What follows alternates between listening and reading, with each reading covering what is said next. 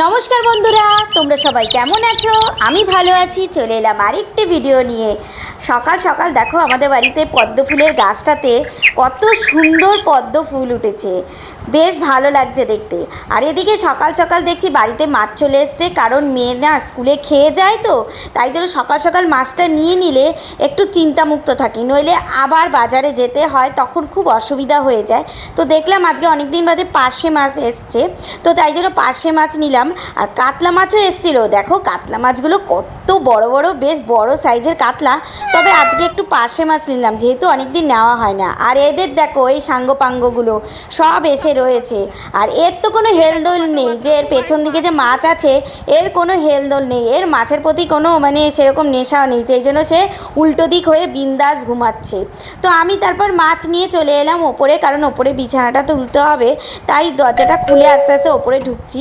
আর ওপরে না আমাদের আসার পর ওপরে এই বেডরুমটায়, যেটা পূর্ব দিকে জানলা, এই যে পূর্ব দিকে জানলাটাতে না আমার একটা বাম্বু ট্রি থাকে, কিন্তু এখন যেহেতু গরম পড়ে গেছে, প্রচণ্ড রোদে না গাছটা আস্তে আস্তে নষ্ট হয়ে যায়। তাই জন্য আমি কি করি, সকালবেলা এসে বিছানা তুলতে আসার সময় না গাছটাকে নিচে নামিয়ে দিই, তারপর আবার যখন রোদ চলে যায় তখন আবার গাছটাকে তুলে দিই। আর এই দিকের যে গাছগুলো সেগুলো হচ্ছে দক্ষিণ দিকে, তাই দক্ষিণ দিকে না রোদটা একটু কম পড়ে বলে তো গাছগুলো বেশ সুন্দর থাকে, বেশ ভালো থাকে, গাছগুলোকে আর সরাতে তেমনভাবে হয় না। তবে পূর্ব দিকেরটাই একটু গাছটাকে সরিয়ে দিই।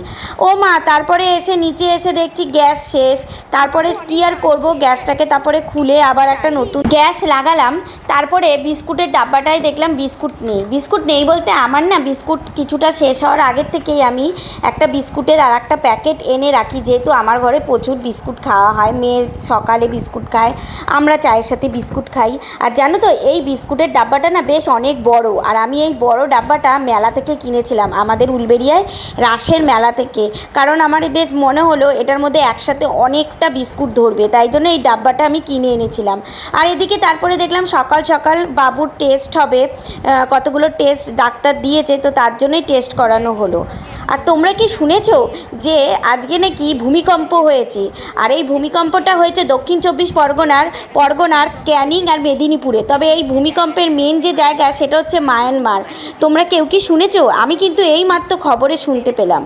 ওফ বাবারে, এত রোদ উঠেছে, প্রচণ্ড তাপ। আমি না ঘরের সব দরজা জানলা বন্ধ করে রেখেছি, কারণ দেখছি খোলা থাকলে বাইরে থেকে তাপ ঢুকতে থাকে। আর সত্যি বলতে এই সময় যারা বাইরে কাজে যাচ্ছে আর স্কুল স্টুডেন্টদের সত্যিই খুব কষ্ট। তো আমি তো ভাবছি আমার মেয়েও আসবে, এবং আমার মেয়ের মতো অনেক বাচ্চাদের এই গরমকালটায় না ভীষণ কষ্ট হয়। তবে আমি বলবো সবাই খুব সাবধানে থেকো।